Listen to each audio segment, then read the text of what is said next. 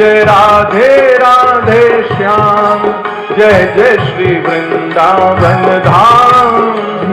जय राधे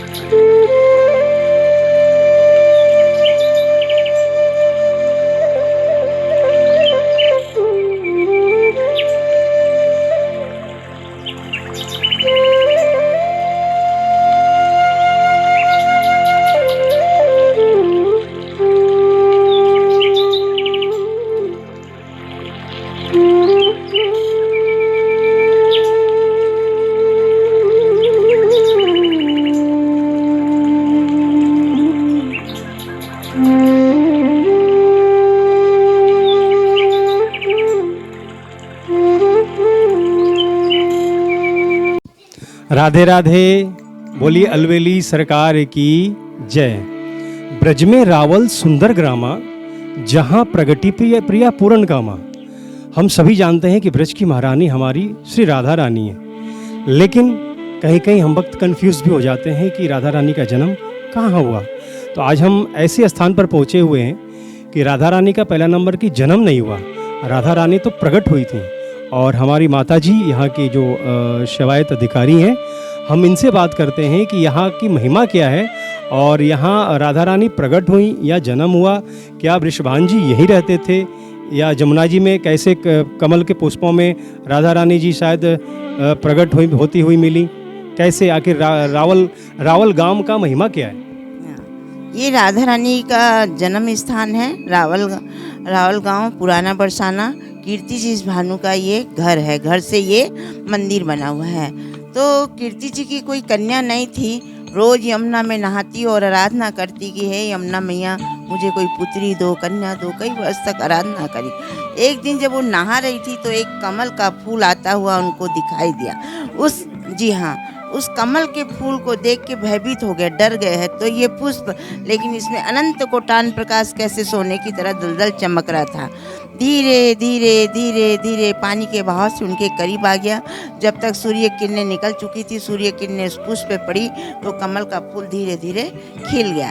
खिलते ही जब उन्होंने देखा, एक छोटी सी कन्या नेत्र बंद किए हुए उसमें बैठी हुई थी। तब उन्होंने कीर्ति जी से कहा, आप रोज आराधना करती हो यमुना जी से कि मुझे पुत्री चाहिए, कन्या चाहिए। ए लो कन्या। वो कौन थी? श्री राधा रानी थी। उनके दोनों नेत्र बंद थे। सब जगह ये कहलवा दिया कि हमारे यहाँ कन्या का जन्म हुआ है, लेकिन ये किसी को नहीं बताया कि उनके दोनों नेत्र बंद है। जब 11.5 महीने के बाद कृष्ण भगवान का जन्म मथुरा में हुआ तो कंस के भय के मारे रातों रात वासुदेव नंद बाबा के यहाँ गोकुल ले आए। फिर नंद बाबा ने सब जगह निमंत्रण भेजा, सब गोप गालों को बधाई के लिए। सब गोप गाल वहाँ बधाई देने के लिए पहुँचे। यहाँ से विषभानु जी कीर्ति मैया गई, गोद में राधा जी थे। जैसे वहाँ पहुँचे तो श्याम सुंदर पलना में झूल रहे थे। तो घुटनों के बल राधा उनके करीब जाकर बैठी। पलटकर कृष्ण ने राधा को देखा और राधा ने कृष्ण को देखा। जब उनके दोनों नेत्र खुले, कंस के भय के मारे तो उनको वहाँ ले गए। कंस वहाँ भी पहुँच गया। कभी पूतना को भेज रहा, कभी मरकासुर, कभी वरकासुर को भेज के काफ़ी भूचाल मचा दिया। नंद बाबा बड़े दुखी हो गए। नंद बाबा के पास 9 लाख गायें थी और विषभानु के पास 11 लाख गायें थी। यानी ब्रज के सबसे बड़े राजा यही थे। जी हाँ, जब यहाँ कोई भी परामर्श होता तो इनसे ही परामर्श लेते थे। सब गोपगल इकट्ठा होकर इनके पास आए, बोले बताओ क्या किया जाए, कंस तो बड़ा दुखी कर रखा है, हैरान कर रखा है, इससे अच्छा कहीं दूसरी ओर चले जाना ठीक है। तो नंद बाबा सबको लेके उस जंगल के पहाड़ पे जाके बस गए। उसका नाम नंदगांव हो गया। विषभानु जी कीर्ति मैया से बोले, मेरा मित्र चला गया, अपन यहाँ अकेला क्या करेंगे, हो सकता है कंस हमें भी परेशान करे। परेशान किया नहीं था, लेकिन उनको भय हो गया, डर हो गया। इसी वजह से राधा रानी और कीर्ति मैया को लेके उस पहाड़ पे जाके बस गए। उसका नाम विषभानु के नाम से बरसाना पड़ा। बड़ा पुष्ट पहाड़ है वो भी। ब्रह्मा जी का वरदान है उस पहाड़ को कि कोई भी राक्षस प्रगति का वहाँ नहीं पहुँच पाएगा, जो जाएगा वो पत्थर बन जाएगा। इसलिए विषभानु वहाँ जाके बस गए। उसका नाम विषभानु के नाम से बरसाना पड़ा। असली राधा जी का जन्म स्थान रावल पुराना बरसाना यही है। यहाँ बाल स्वरूप सेवा होती है, इसलिए इनको लाडली लाल के नाम से पुकारा जाता है। राधा रानी थोड़ी बड़ी हो गई, जब उनको बरसाने में ले गए तो वहाँ उनको किशोरी जी के नाम से पुकारते हैं। माता जी, आज भी ऐसा कोई राधा रानी के समय के, वृषभान बाबा के समय के प्राचीन काल का कोई यहाँ चिन्ह मौजूद है? कोई वृक्ष, कोई पर है और वो बगीचा में राधा रानी झूल रही है, तो वहाँ एक प्राण दो देह का पेड़ है, एक काला और एक गोरा। जब राधा रानी यहाँ खेला करती थी बगीचे में, तो खेलते खेलते राधा रानी को बड़ी गर्मी लगी, तो भगवान ने उनके लिए छाया किया जमुना के किनारे। तो वही एक प्राण दो देह का पेड़ है, एक काला है, एक गोरा है, तो एक मोरछली है और एक पीपल का पेड़। तो ये जो यहाँ ऊपर में वृक्ष है, ये वृक्ष, हम चलते हैं माता जी के साथ। श्री राधे मेरी स्वामिनी, मैं राधे जी को दास, और जन्म जन्म मोहि दीजियो श्री वृंदावन को वास। ये ब्रज की महिमा है और ब्रज की महारानी है लाडली जू, किशोरी जू। आप राधा अष्टमी के पावन शुभ अवसर पर रावल गांव जरूर पधारें। ब्रज में अगर माँ राधा रानी महारानी अलवेली सरकार का अगर प्राकट्योत्सव देखना है तो आप रावल गांव जरूर पधारें और लाडली जू की छोटी सी बाल स्वरूप में यहाँ दर्शन करें। और भी कई दर्शन माता जी करा रही हैं, आप हमारे साथ बने रहें। राधा कृष्ण, ये कोई बाजार की मूर्ति नहीं है जो लाके यहाँ पधरा दी गई हो। ये शंभु प्रकट है, उसी जगह से प्रकट है जहाँ से राधा रानी कमल के फूल में प्रकट हुई थी। तो ये नीचे वाले जो छोटे विग्रह हैं, इनको लेके हमारे जो पूर्वज थे परमानंद जी व्यास, राजस्थान जोधपुर से आके यमुना के किनारे काफ़ी वर्ष तक उन्होंने तपस्या की थी। जब श्री जी ने उनको दृष्टांत दिया था कि मैं करील के वृक्ष के नीचे हूँ, मुझे निकालो। बोले मैया, ये तो यमुना का किनारा है, करीली करील टैटी टैटी का पेड़ है, आप कौन से करील में विराजमान हो रही? तो बोले एक श्यामा गैया आएगी जहाँ चारों स्तन से दूध की धार देगी, उस जगह खुदाई करना। वो तपस्या में लीन मन में विचारे तो जमुना का किनारा है, गाय चढ़ती रहती है, उन्होंने कोई ध्यान नहीं दिया। जब श्री जी ने दृष्टांत दिया, उस गैया का उन्होंने ख्याल रखा। जब वो श्यामा गैया आके गर्भगृह के पास खड़ी होती है और चारों स्तन से दूध की धार दे के जब वो पलट के जाती है, जब उठ के परमानंद जी व्यास ने जगह खुदाई की, तो ये ऊपर वाले दोनों विग्रह उसी करील के पेड़ से दूध ही दूध में शम प्रकट है। इस विग्रह की स्थापना कर दी गई, बड़ा मंदिर बनाया गया। वही पेड़ आज गर्भगृह के ऊपर है, उसके नीचे जड़ नहीं है, ऊपर ही जड़ है। राधा कृष्ण के स्वरूप में जड़ नीचे नहीं है, ऊपर ही जड़ है। वहाँ जो भी दुख तकलीफ भक्ति जो भी अरदास करो, वहाँ सबकी मनोकामनाएं पूर्ण होती है। तो आप ऊपर जाइएगा और उन पेड़ों के दर्शन करिएगा, देखिएगा। आटी करीलन की कूप जल खारी, और देखूं श्याम सुंदर ब्रज नगरी तुम्हारी।